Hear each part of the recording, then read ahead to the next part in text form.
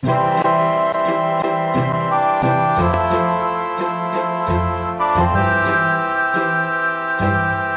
I was a younger man, I was importing games like mad. There was a place that sold domestic and Japanese games where I live, and you could try them out at their store. They were the ones that showed me how to import on the PlayStation for the very first time, and they showed me a game that had not been yet released in the United States called Monster Farm.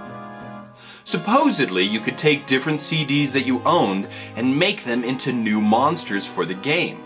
I started making a list of all the CD games and music CDs that I had, trying to figure out what kind of monsters they made.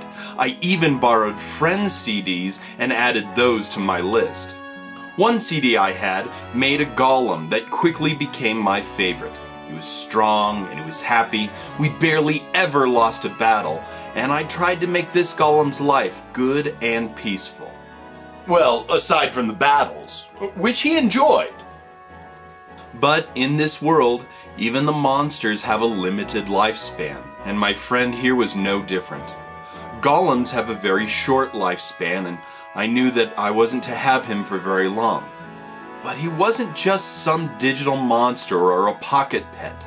This guy was different to me for some reason, and I felt real emotion for him. So I started saving the game before and after every battle.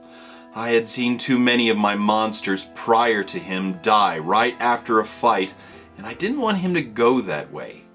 He lived well past what he should have, and he kept on winning. Then, one day, he passed the day after a battle. I just couldn't let him go like that. I really just couldn't. So I restarted the game and just stored him into the Monster Farm save area. And there he sits, still to this day. Safe, asleep, waiting for the moment that I bring him out. I understood that you could transfer monsters from Monster Farm 1 to Monster Farm 2, but I never got the second game. Never got a chance to see if he could live on in a new game, even for just a little bit longer. Maybe someday I'll try. Maybe someday.